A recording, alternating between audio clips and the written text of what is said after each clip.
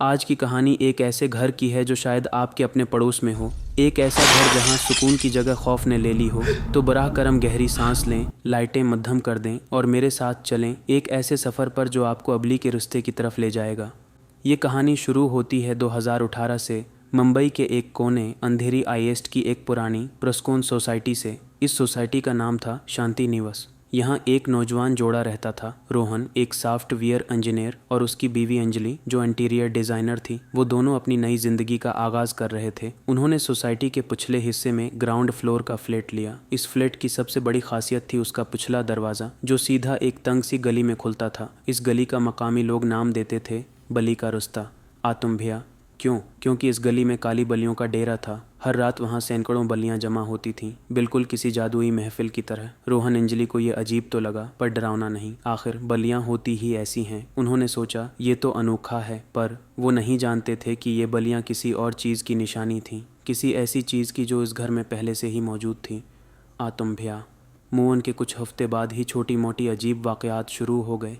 अंजलि को महसूस होता कि कोई उसे देख रहा है, ख़ास तौर पर बावर्ची खाने की पिछली खिड़की से जो बली के रिश्ते की तरफ खुलती थी। कभी कभार रात को पर्दे हिलते दिखाई देते, जैसे कोई बाहर से अंदर आ रहा हो। रोहन ने उसे हवा का करिश्मा बताकर टाल दिया। फिर आया पहला बड़ा वाक़या। एक रात गहरी नींद में अंजलि को आवाज़ आई, खर्च खर्च खर्च। वो उठी। आवाज़ बावर्ची खाने से आ रही थी। उसने सोचा शायद चूहा है। डरते डरते वहाँ पहुँची तो कुछ नहीं था, बस पिछले दरवाजे पर तेज़ गहरे निशानात थे। ऐसे लग रहा था जैसे किसी ने अपने नाखूनों से लकड़ी को फाड़ कर रख दिया हो। रोहन ने सुबह से दरवाजे की पेंटिंग करवा दी, पर अगले ही दिन वो निशानात फिर से वापस आ गए। आतम भैया। अब तक सस्पेंस की फ़ज़ा बनने लगी थी, पर असल हारर तो अब शुरू होना था।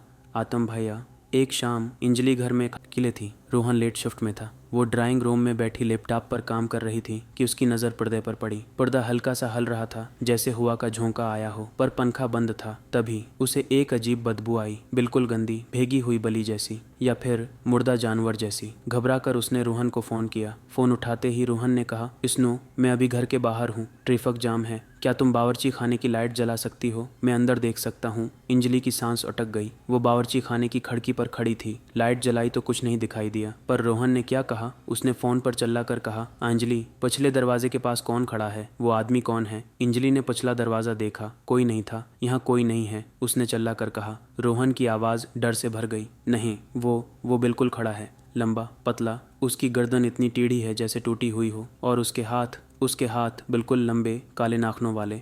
उसी पल अंजलि को बावर्ची खाने की खिड़की पर एक आंख दिखाई दी, बिल्कुल इंसानी, पर उसकी पतली काली और बेजान थी। आतम भैया। रोहन घर पहुंचा। दोनों एक दूसरे से चिमटे बैठे थे। तभी सोसाइटी के एक पुराने चौकीदार पंडित जी ने दरवाज़ा खटखटाया। वो कुछ साल पहले तक उसी फ्लैट का चौकीदार था। उन्होंने कहा, साहब, मैं अंदर आना चाहता हूँ। आप लोग ठीक तो हैं? रोहन ने उसे अंदर बुलाया। पंडित जी ने एक नज़र पिछले दरवाजे पर डाली और बोला, ये वही है ना, टेढ़ी गर्दन वाला? रोहन अंजलि की सांसें रक गईं। पंडित जी ने बताया कि 20 साल पहले इसी फ्लैट में एक बूढ़ा आदमी रहता था। उसका एक बेटा था जो जहनी तौर पर बीमार था। उसका शौक था बलियां पकड़ना और उन्हें मुख्तलिफ तरीक़ों से तशद्दुद करना। एक दिन वो लड़का बलियों के पीछे भागता हुआ उसी पिछले दरवाजे से निकला, पाँव फिसला और सीधा दीवार से टकरा कर गिरा। उसकी गर्दन के 2 टुकड़े हो गए, वहीं मर गया। लेकिन उसकी रूह वो वापस आ गई। लोग कहते हैं वो बलियों से ऑब्सेस्ड था, इसलिए उसकी रूह अब बलियों के साथ रहती है। जो कोई भी उस घर में रहता है वो पहले बलियों को अपने आसपास देखता है, फिर वो खर्चने के निशान, और आखिर में वो खुद को दिखाई देने लगता है, टेढ़ी गर्दन के साथ। आतम भैया। रोहन अंजलि ने फ्लैट छोड़ने का फैसला कर लिया। एक आखिरी रात थी। वो सारा सामान पैक कर चुके थे। सुबह उठकर निकल जाना था। रात को 2 बजे अंजलि की आंख खुल गई। खर्च खर्च खर्च। आवाज़ पिछले दरवाजे से आ रही थी, पर इस बार इतनी तेज़ और वायलेंट थी जैसे कोई दरवाज़ा तोड़कर अंदर आना चाहता हो। रोहन ने लाइट जलाई। दोनों की नज़रें दरवाजे पर थीं। अचानक आवाज़ रुक गई। फिर धड़ाम धड़ाम धड़ाम, जैसे कोई बेबस चीज़ दरवाजे से टकरा कर गिर रही हो। अंजलि ने दरवाजे की तरफ देखा। दरवाजे के नीचे की जगह से एक काला भीगा हुआ पानी अंदर आ रहा था, और उसी पानी के साथ वो बदबू, गंदी लाश जैसी बदबू। रोहन ने झट से अपना फ़ोन उठाया और टार्च जलाकर दरवाजे की तरफ की। इस रोशनी में उन्होंने क्या देखा? वो हियत दरवाजे से चिपकी हुई थी। उसका मुंह सीधा उनकी तरफ था। उसका जिस्म बिल्कुल अल्टा था। गर्दन इतनी टेढ़ी थी कि उसका सर पेट की तरफ लटक रहा था। उसके लंबे काले नाखून दरवाजे पर फंसे हुए थे, और उसकी काली बेजान आंखें सीधी रोहन की आंखों में घूर रही थीं। उसने अपना मना खोला, पर उसमें से कोई आवाज़ नहीं, बल्कि सैकड़ों बलियों के एक साथ चलाने जैसी दहशतनाक आवाज़ निकली। Sound effect. एक साथ कितनी ही बलियों की डरावनी, दिल दहला देने वाली चीख जो अचानक ख़त्म हो जाती है। आत्म भैया।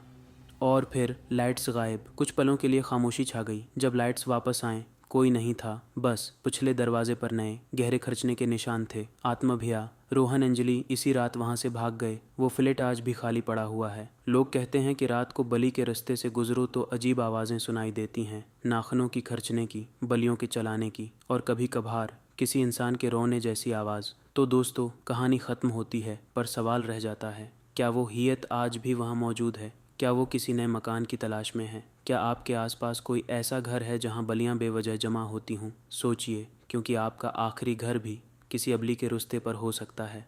आत्म भैया हल्की आवाज़ में। मैं हूँ आत्म भैया। सोचते रहिए, डरते रहिए। अगली कहानी के लिए मिलते हैं फिर से अंधेरे में काम्फा में।